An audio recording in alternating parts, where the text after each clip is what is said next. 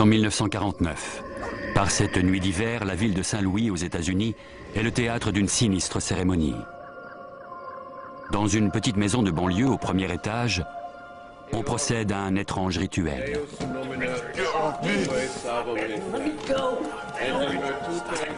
Des prêtres catholiques récitent des prières face à un jeune forcené qui leur répond par des insultes. Ils pensent que le garçon est possédé par le démon.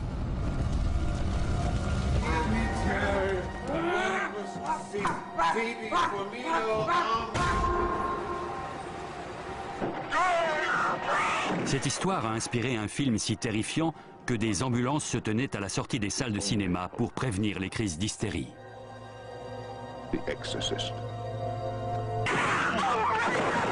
Le film était une fiction.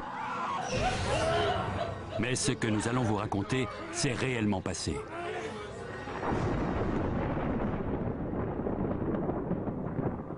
Nous avons pu reconstituer ces événements à partir d'un journal de bord longtemps oublié et des souvenirs d'un vieil homme d'église.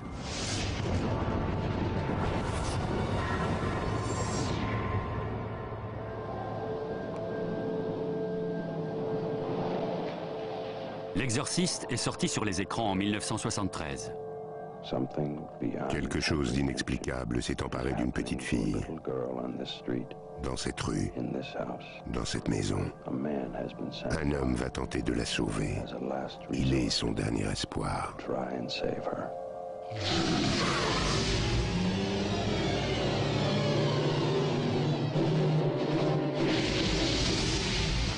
Les gens faisaient la queue pour voir le film.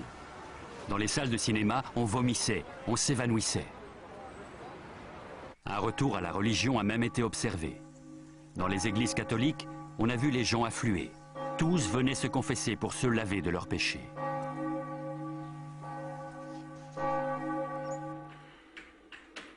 William Peter Blatty, auteur du scénario ainsi que du roman à l'origine du film, a été frappé par ces réactions. Tout à coup, les gens, qu'ils aient la foi ou non, se sont mis à croire aux démons et au châtiment. Dans son roman, le héros chasse le diable du corps d'une enfant. Ce récit s'inspire d'un cas d'exorcisme réel survenu en 1949. L'exorciste était un prêtre de 52 ans de l'église catholique romaine de Saint-Louis, dans l'État du Missouri. Le père William Bowdern était un curé respecté, charitable et connu pour sa bonté d'âme.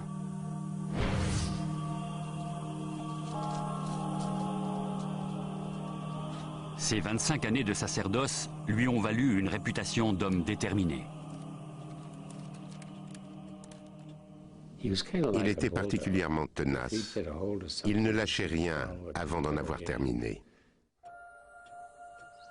Un jour, il reçoit un coup de téléphone d'un confrère, le père Raymond Bishop. Ce dernier lui raconte une histoire au premier abord grotesque. La mère d'un adolescent soupçonne son fils d'être possédé par une force maléfique. Jésuite, Bowdern, avec sa grande expérience, connaîtrait-il un moyen de l'aider? La requête peut sembler saugrenue. Il accepte pourtant de rendre visite à la famille. Il n'est pas lui-même. Mais le docteur dit qu'il n'a rien. Les parents sont désespérés. Ils lui parlent de leur fils Richard et de ses problèmes. Merci d'être venu, mon père. Parlez-moi de Richard. Il se passe quelque chose en lui. Mais nous ne savons pas ce que c'est, ça me fait peur. Bowdern leur fait reprendre calmement leur récit depuis le début.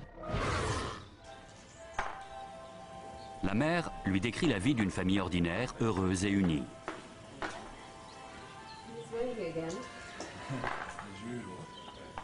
Richard, enfant unique, n'a jamais été une source de problèmes. Ma belle-sœur Millie nous a rendu visite au mois de janvier. Elle et Richard étaient très proches. Je vais te montrer à quoi sert une planche Ouija. Elle avait apporté une planche Ouija. Une planche avec des lettres dessus. On laisse les esprits la déplacer. Comme ça? Oui, voilà. Millie et Richard ont passé des heures à jouer avec cette table. Ils essayaient d'entrer en contact avec l'au-delà. Ce qui caractérise essentiellement le spiritisme, c'est de croire non seulement que l'âme entame une seconde vie après la mort, mais aussi que les morts peuvent communiquer avec les vivants.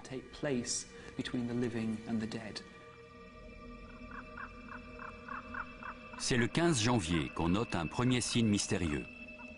Un bruit de gouttes d'eau régulier se fait entendre. On l'a entendu toutes les nuits, pendant toute une semaine.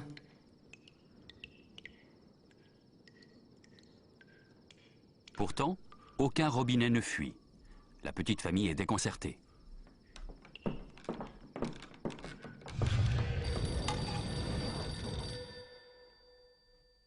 Le 26 janvier, ils apprennent la mort soudaine de tante Millie. Elle n'était pas malade. On ne s'y attendait pas. Richard était mort de chagrin. C'était la première fois qu'il perdait un proche.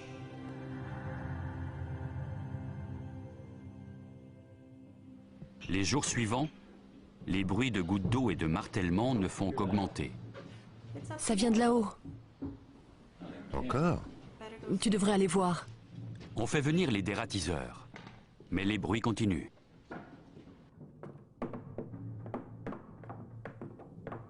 On pense alors au paranormal.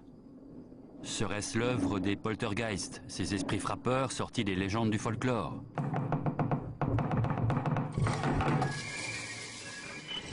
Il m'a traversé l'esprit que c'était peut-être Millie qui essayait d'entrer en contact avec nous.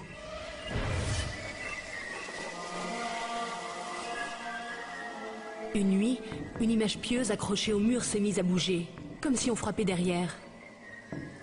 Ce n'était pas Richard qui faisait une blague puisqu'il était au lit. On observe un certain nombre de phénomènes inexpliqués que l'on attribue à des esprits frappeurs. On prétend que des objets sont lancés à travers la pièce ou en lévitation. On dit entendre des bruits étranges auxquels on ne trouve aucune explication. Jusqu'au jour où ces phénomènes prennent une tournure plus inquiétante.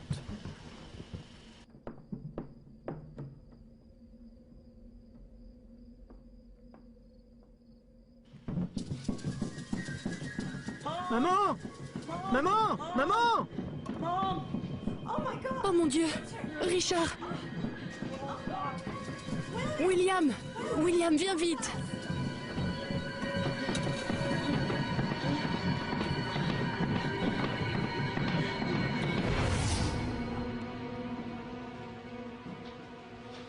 Bonjour les enfants.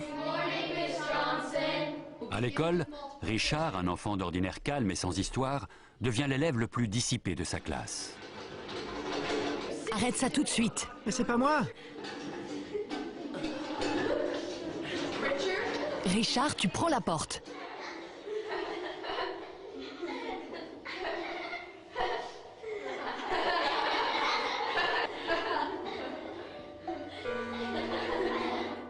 Mademoiselle, c'est pas moi.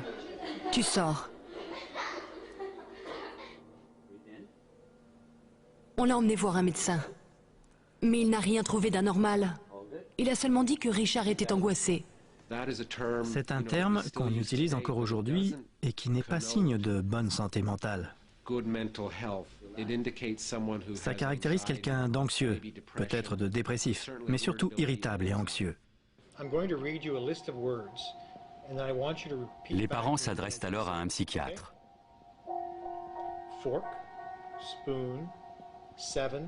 Il lui a fait passer toutes sortes de tests, mais il n'a pas trouvé le moindre problème d'ordre mental. On est même allé voir un psychiatre. Pour le père Bowdern, cela ressemble à un simple cas de crise d'adolescence. Mais ça ne vient pas que de lui. On l'a vu.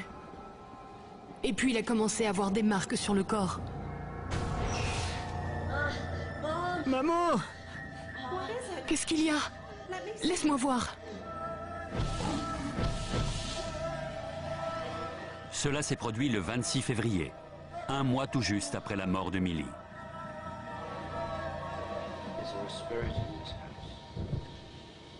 On a passé des journées à essayer d'entrer en contact avec Millie à travers la planche Ouija. Toute la famille croyait au spiritisme. Et à la mort de la tante, ils étaient préparés à une forme de communication avec l'au-delà. Si tu es Millie, prouve-le.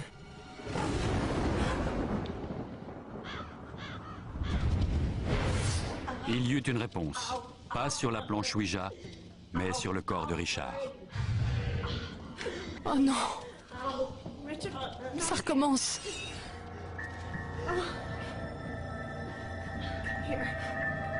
Les parents de Richard, désemparés, finissent par envisager l'impensable. Leur fils est peut-être habité par une force démoniaque.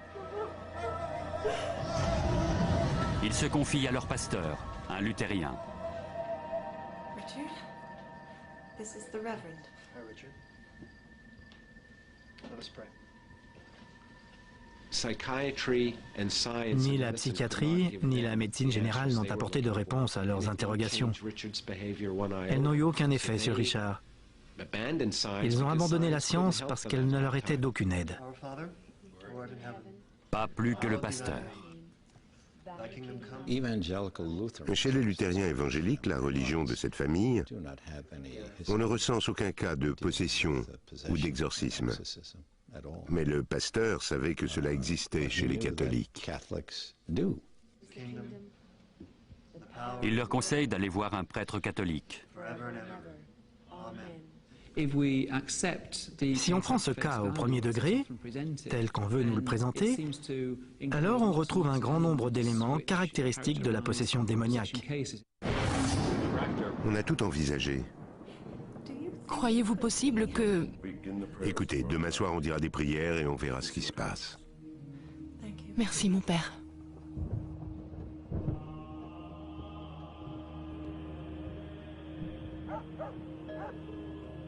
Le lendemain, le père Bowdern sonne à la porte. Cette fois, il est accompagné d'un témoin, l'homme que la famille avait contacté en premier lieu. Le père Raymond Bishop.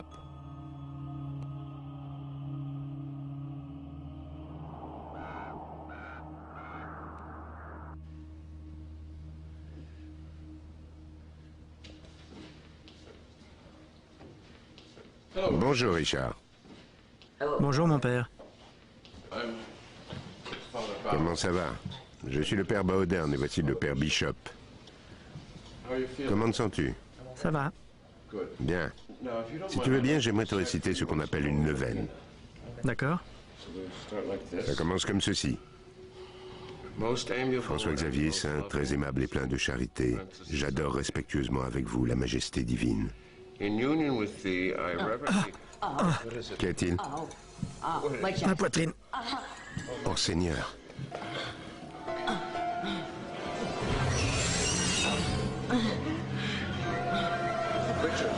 Richard, tu veux que ça s'arrête? Oui.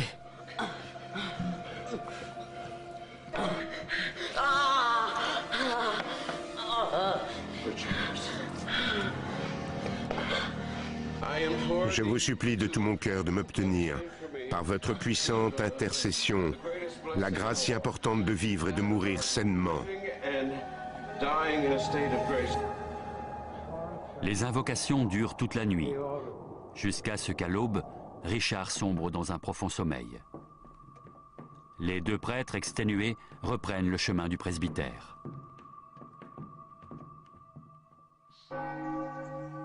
En repensant aux faits, le père Bowdern arrive à une sinistre conclusion. L'enfant est bien possédé par le démon. Le curé de paroisse doit se résoudre à affronter le prince des ténèbres. Ce qui fait de lui un exorciste.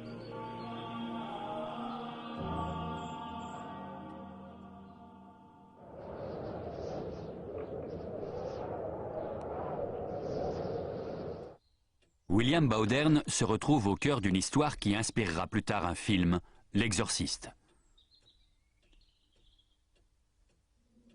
C'est un ancien combattant, il a déjà vu la mort en face.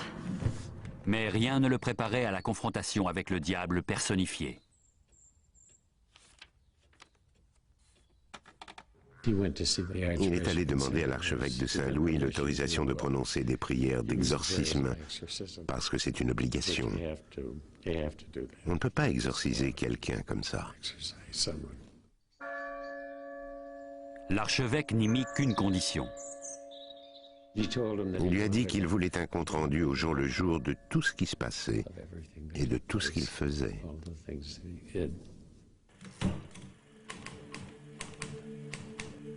Le père Bowdern désigne le père Bishop comme assistant. Il le charge de tenir un journal.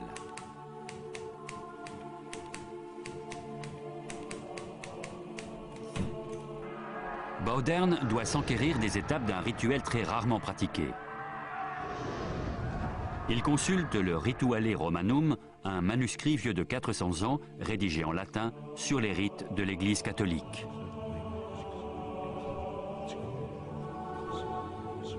Enfoui dans ces pages, il trouve le passage indiquant comment pratiquer un exorcisme.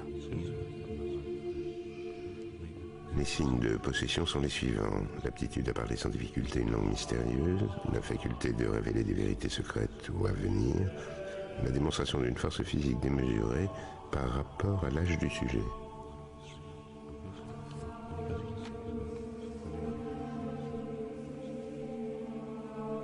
Bowdern s'aventure en terrain inconnu. Au XXe siècle, dans l'Église catholique des États-Unis, on n'a quasiment jamais entendu parler d'exorcisme.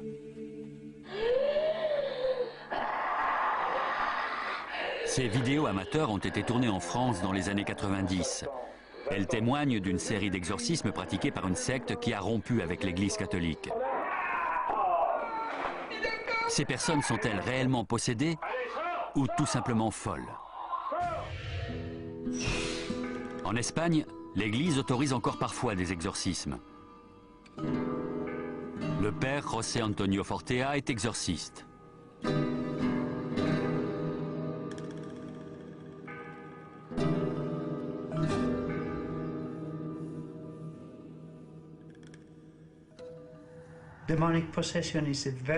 La possession démoniaque est un phénomène très rare. Sur des milliers de personnes atteintes de troubles psychotiques, un seul cas est lié à une influence démoniaque.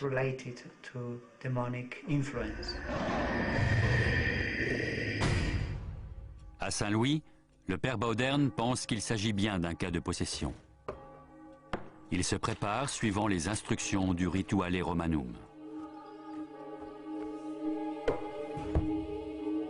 Le prêtre doit prononcer les exorcismes d'une voix forte et intimidante.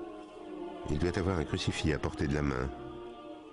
S'il constate que le corps du possédé est anormalement agité en certains endroits, il doit faire le signe de la croix au niveau de la partie du corps concernée et l'asperger d'eau bénite qu'il doit avoir à portée de main à cette intention.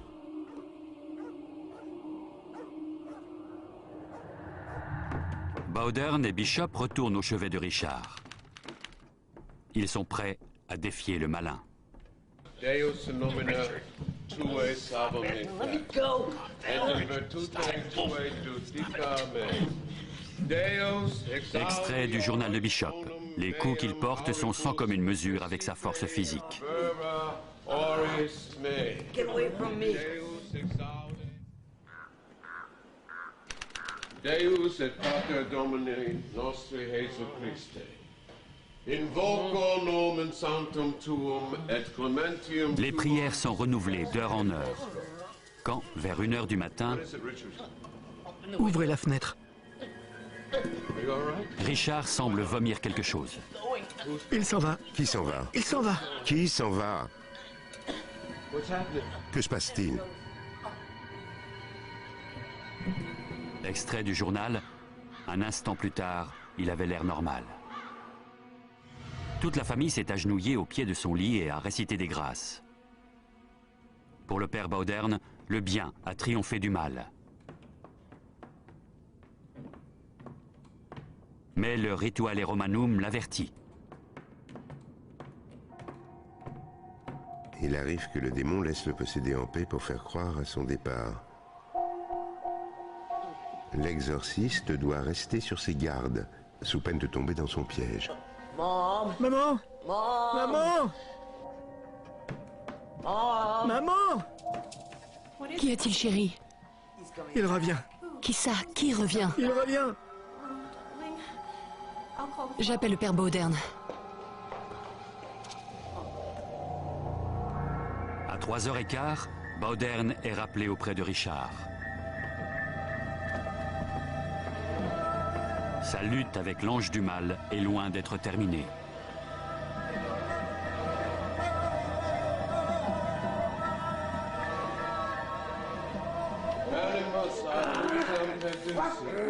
Dimanche 20 mars, extrait du journal. À 20h15, Richard a eu une crise plus violente que toutes les précédentes.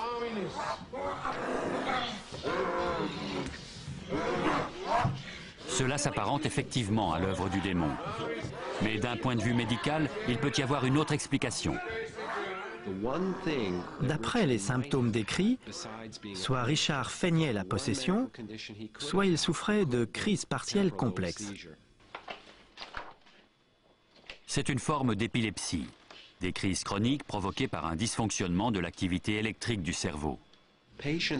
Les patients atteints de cette lésion au niveau du lobe temporal sont victimes d'hallucinations ou de délires. Ils peuvent être envahis par des pensées religieuses ou philosophiques et, en de rares occasions, agir de manière extrêmement violente.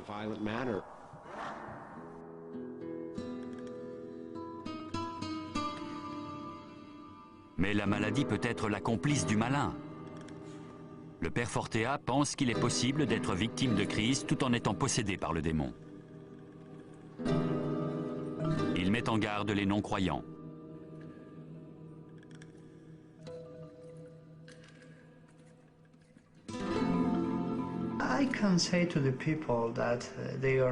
Je peux dire aux gens qui ne sont pas certains de l'existence de Dieu que s'ils croisaient le regard d'une personne possédée, ils sauraient ce que cela fait de voir l'éternité en face de soi. L'éternité tout entière, des siècles et des siècles, des milliers d'années en face de soi, et aucun salut. L'écrivain William Peter Blatty est croyant. Une fois convaincu que c'était un phénomène réel, je me suis consacré presque avec ferveur à rendre tout cela réel aux yeux du lecteur, pour qu'il puisse partager ma conviction.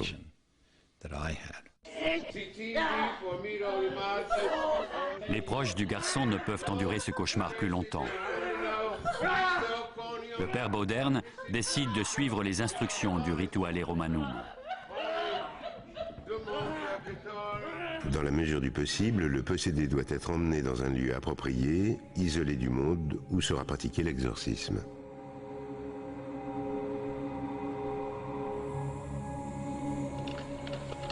Le lieu approprié est un hôpital catholique de Saint-Louis tenu par des frères alexiens.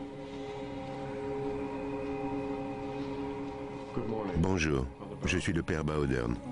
Bonjour mon père, nous vous attendions. C'est en bas du couloir sur votre gauche. Très bien, allons-y.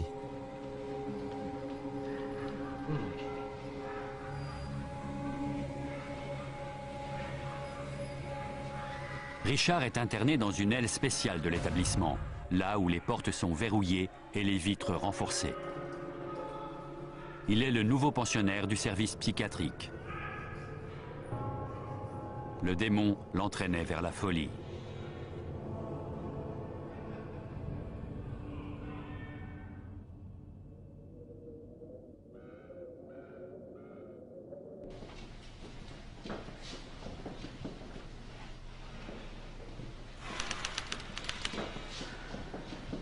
Just with the temperature dropping, everyone seems to be getting... Good evening, Father. Good evening, Father. Le 22 mars 1949, le père Bowdern demande des renforts dans sa lutte contre le mal.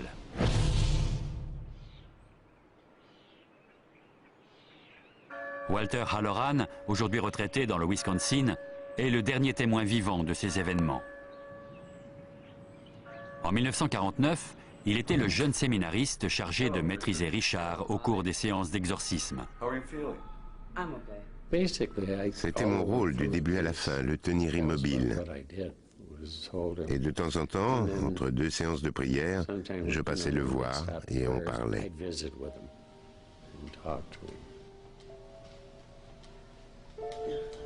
Bonjour, père.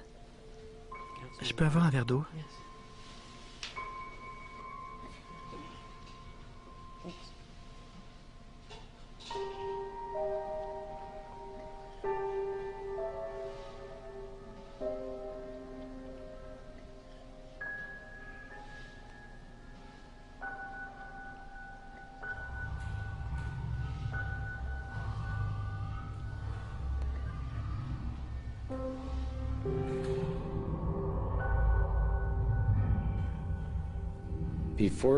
Avant de dire les prières, on allait chercher une fiole d'eau bénite, grosse comme ça. Il a béni le garçon avec. Il est allé le poser sur la commode. Ensuite, il s'est agenouillé au pied du lit. Et tout à coup, la fiole a volé dans les airs, m'a frôlé. Elle s'est écrasée contre le mur et elle est tombée au sol. Pour moi, ça a été la première preuve tangible qu'il s'agissait bien d'un cas d'exorcisme. C'était vraiment inexplicable. C'est arrivé comme ça. Et je l'ai attribué à l'esprit du démon. Il n'y avait personne à moins d'1,50 m de la fiole.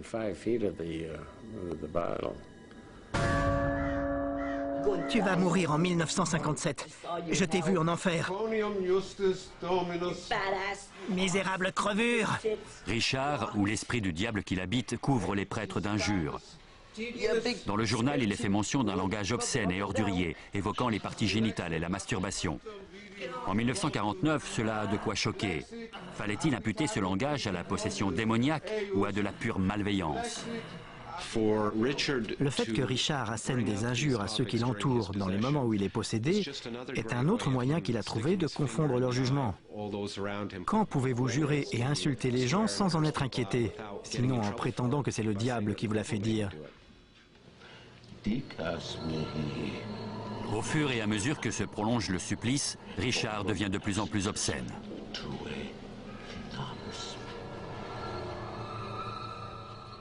Devine où tu peux te l'enfoncer.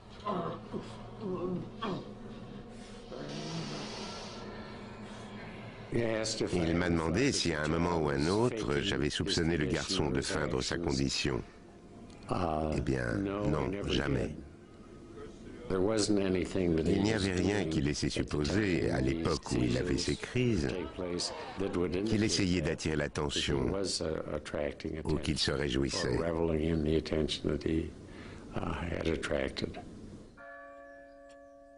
Certaines indications du Rituale Romanum font naître de nouveaux doutes chez le père Bauderne. Il y a un certain nombre de conditions et de descriptions qui concernent l'exorciste lui-même. Le prêtre doit se distinguer par sa piété, sa prudence et son intégrité. Bauderne se demande s'il a la force morale de vaincre Satan.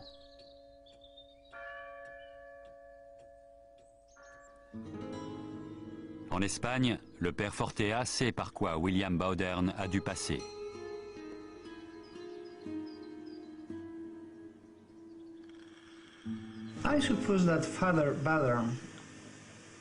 La première fois, le père Bauderne a dû éprouver de la peur. Parce que lorsqu'on pratique un exorcisme pour la première fois, on ne sait pas à quoi s'attendre. Il peut se produire n'importe quoi.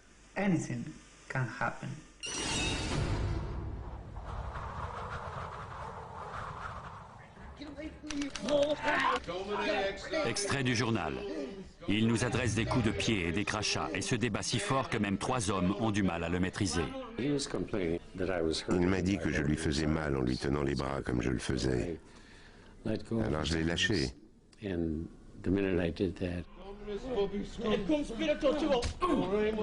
Et aussitôt il m'a frappé.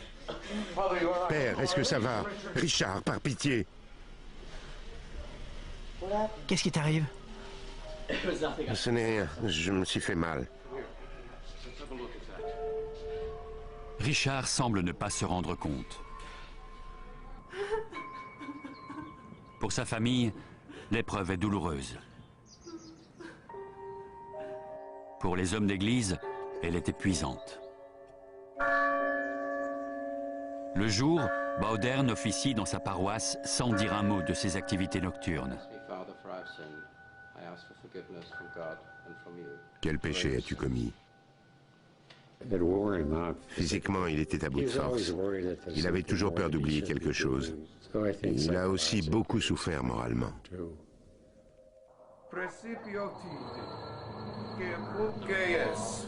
Spiritus Mundi et omnibus socialis tuis hoc de famulum occidentibus utque mysteria incarnationis passiones. Extrait du journal. Il y a eu 4 ou 5 mictions de ce type au cours de la nuit. Certains jours, on avait l'impression de faire des progrès, et d'autres fois, c'était décourageant. De toute évidence, on n'avançait pas.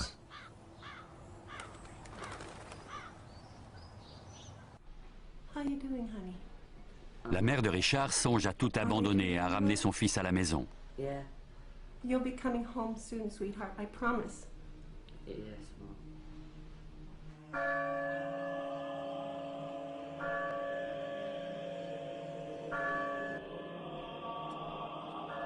Le père Baudern, exténué, amaigri, est de plus en plus faible. Il doit s'élever à travers la prière et le jeûne pour implorer l'assistance divine et chasser les démons. Je me souviens qu'il jeûnait tout le temps et qu'il priait beaucoup. Il disait, c'est tout ce qu'on peut faire. Le rituel continue. Un soir, on remarque que les mouvements de Richard se font plus violents chaque fois que le prêtre invoque le nom de Dieu.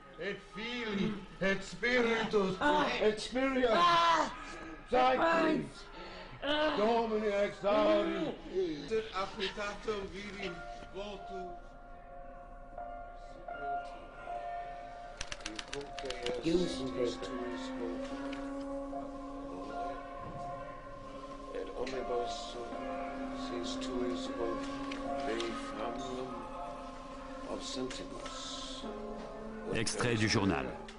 Richard a demandé un crayon. Avec, il a écrit « Je suis le diable en personne. Dans 10 jours, j'enverrai un signe. »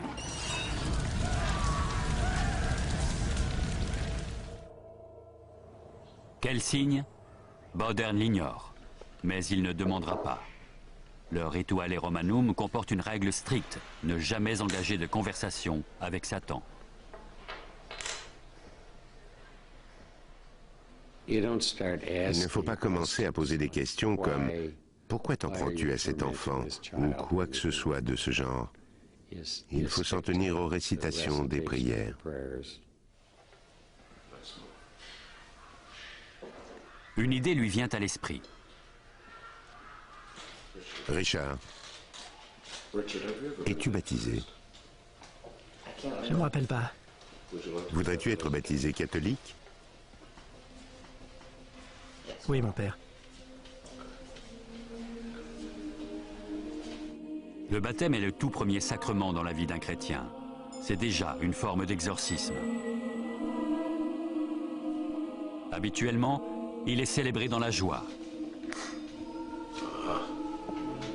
Celui de Richard sera un cauchemar.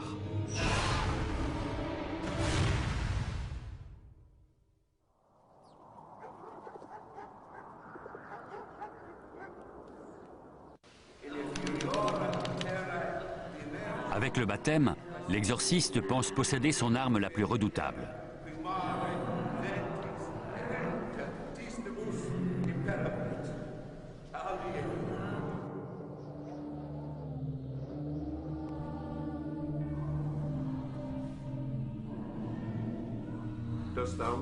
Renonces-tu à Satan? Il répète la question encore et encore. Renonces-tu à Satan? Renonces-tu à Satan? Je renonce à Satan. Richard, ego te baptizo in nomine Patris, et Filii, et Spiritus Sancti.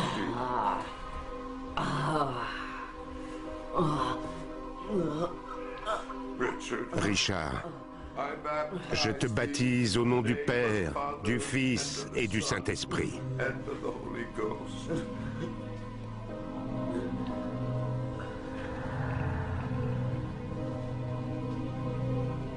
Au regard de l'Église catholique, le garçon est désormais hors de danger en présence du Saint-Esprit.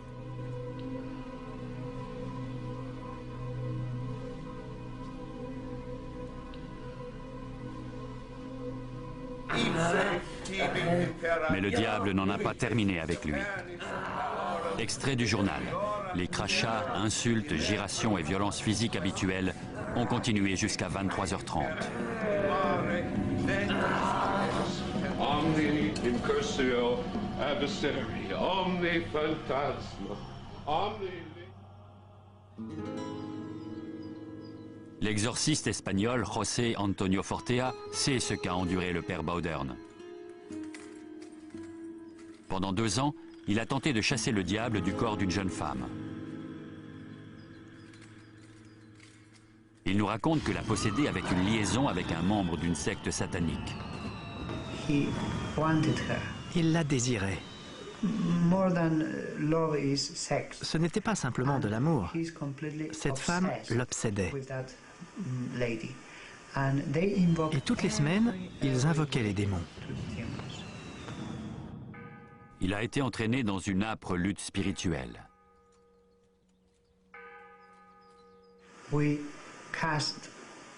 Vous chassez des démons et eux en font venir d'autres. Le prêtre espagnol a noté un point commun avec le cas de 1949. Dans les 2 cas, on a convoqué des esprits impies.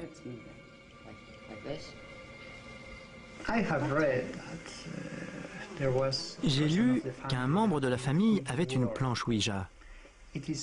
Il est très dangereux de jouer avec une planche Ouija, comme de s'adonner à tout type de sorcellerie, au spiritisme ou à l'invocation d'esprits inconnus. Si mon âme ou ma conscience peut être séparée de mon corps, alors cela veut dire que quelque chose d'étranger peut s'y installer et en prendre le contrôle. D'où l'idée de possession. Et par conséquent, il y a un côté sombre à cette croyance dans l'au-delà, qui est généralement une croyance plutôt positive. Que ce soit vrai ou pas, c'est quelque chose de positif puisque cela nous permet de répondre à l'angoisse de la mort.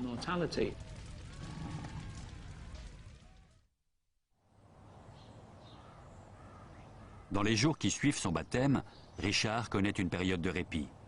Il se rend utile à l'hôpital. Mais la nuit, les exorcismes se poursuivent. Il faisait des choses étranges. Il vous crachait dessus et ses yeux étaient fermés. Il se jetait sur moi les yeux fermés, mais ne me ratait jamais.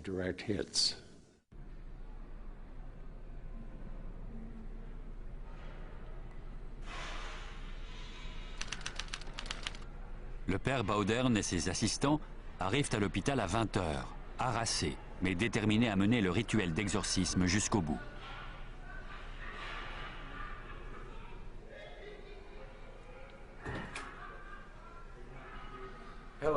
Bonjour Richard. Bonjour mon père. Comment vas-tu? Bien. Disons un chapelet. Notre Père qui êtes aux cieux, que votre nom soit sanctifié. Richard, que se passe-t-il? Comme gravé dans la peau en lettres majuscules, le mot « sortir » apparaît sur son corps.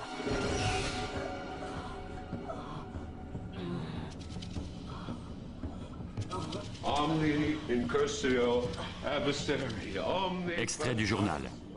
Le diable a ri et a lancé « Il n'a plus qu'un seul mot à dire, mais il ne le dira jamais ». Il n'a plus qu'un seul mot à dire, mais il ne le dira jamais. On se demandait bien de quel mot il pouvait s'agir. Et on a pensé que ce devait être Seigneur.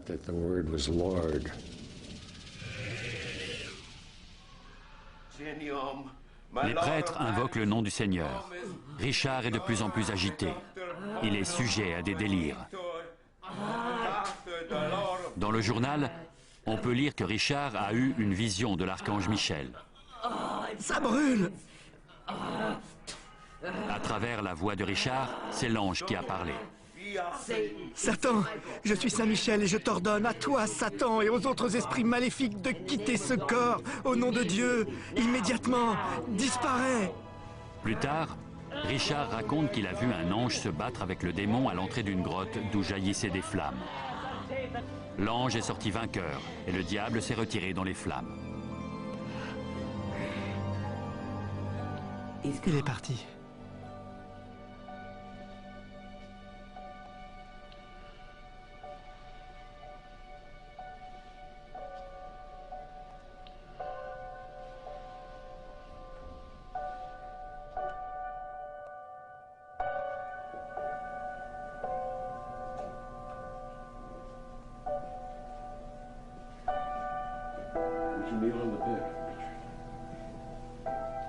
Richard reçoit la communion des mains du père Bowdern.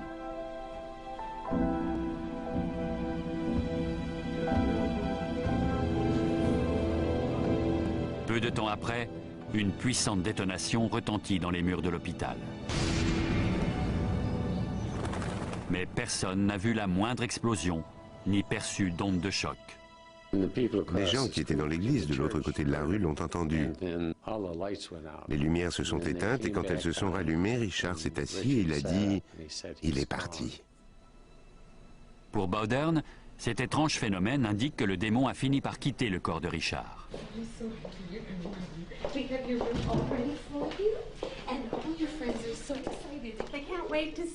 Après 4 longues semaines d'exorcisme, Richard rentre enfin chez lui.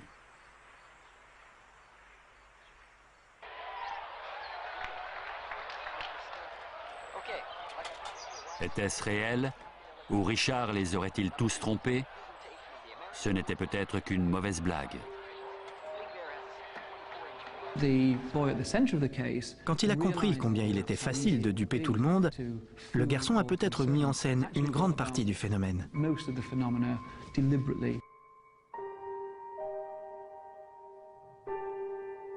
Le résultat, c'est une histoire qui semble attester en tout point d'un cas véridique de possession démoniaque et d'exorcisme. Mais si on y regarde de plus près, tout cela ne repose que sur des preuves très minces.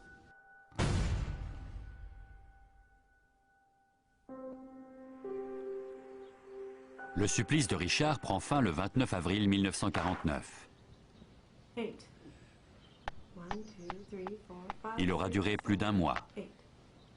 À la maison, son père et sa mère guettent les moindres signes de résurgence du démon. Richard retrouve une vie normale de garçon de son âge. Le diable, semble-t-il, est retourné en enfer. Le père Bowdern retrouve ses occupations paroissiales.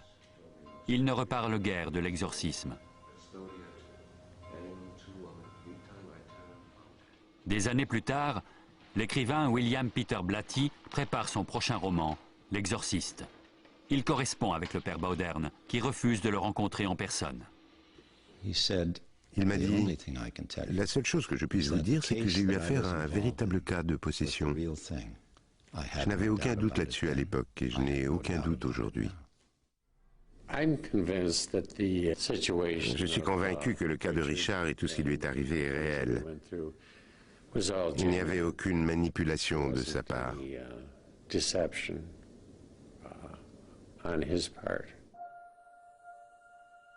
Mais pour d'autres, Richard aurait créé de toutes pièces une possession démoniaque, un délire alimenté par la croyance au spiritisme de sa famille et par les rituels d'exorcisme des prêtres.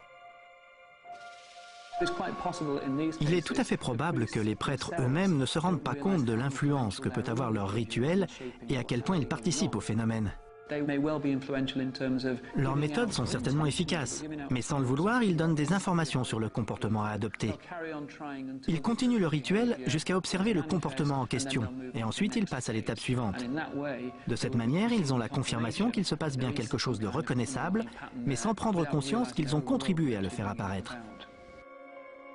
Mais que penser du journal, et de ses rapports détaillés sur des lits qui tremblent et les objets qui volent. On sait, d'après un nombre important d'études sur la fiabilité des témoignages oculaires, qu'en général, il manque de précision. Aucun témoin n'essaye d'abuser sciemment de notre bonne foi. Ces gens sont sincères. Ils rapportent honnêtement des détails véridiques de ce qu'ils croient avoir vu. Les messages sur la peau de Richard ont-ils été tracés par le diable ou par lui-même? Le fait d'écrire sur la peau s'appelle la dermatographie. C'est souvent associé à un état de grande anxiété. En écorchant sa propre peau à l'aide de ses ongles ou de n'importe quel objet, tel qu'un stylo ou une pointe, on obtient des marques qui font l'effet d'un bas-relief. Cherchait-il tout simplement à attirer l'attention?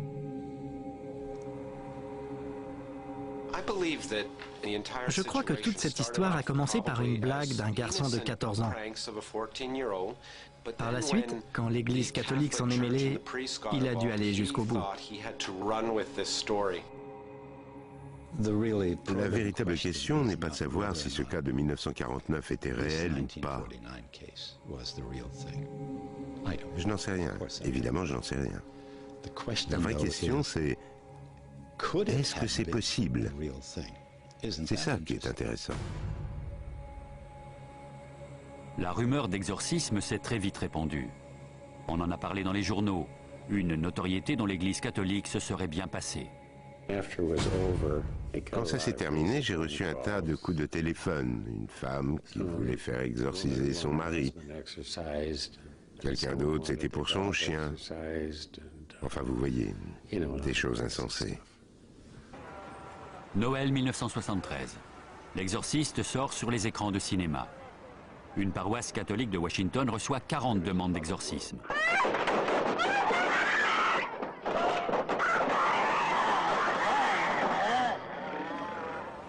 À Saint-Louis, Walter Halloran et William Bowdern assistent à une séance.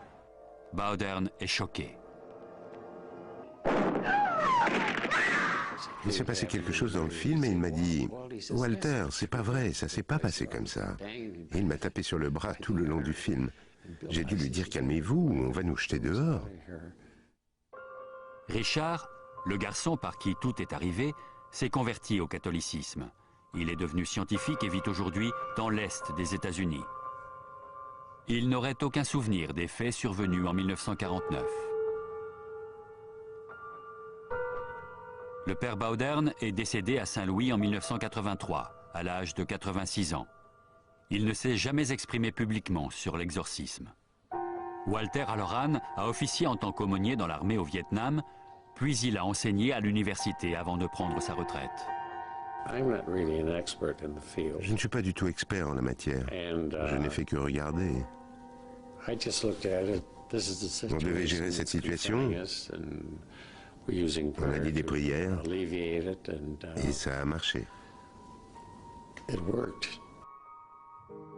En 1999, 385 ans après la rédaction du Rituale Romanum, le Vatican a publié un texte révisé où il est demandé aux prêtres de s'assurer qu'ils ne se trouvent pas en présence de maladies mentales ou physiques. Le Vatican a également ajouté cette phrase à propos du diable. Quiconque prétend qu'il n'existe pas n'adhère pas pleinement à la foi catholique. Si vous croyez au diable ou si vous l'avez vu, alors c'est qu'il y a un Dieu. Ou on a du souci à se faire.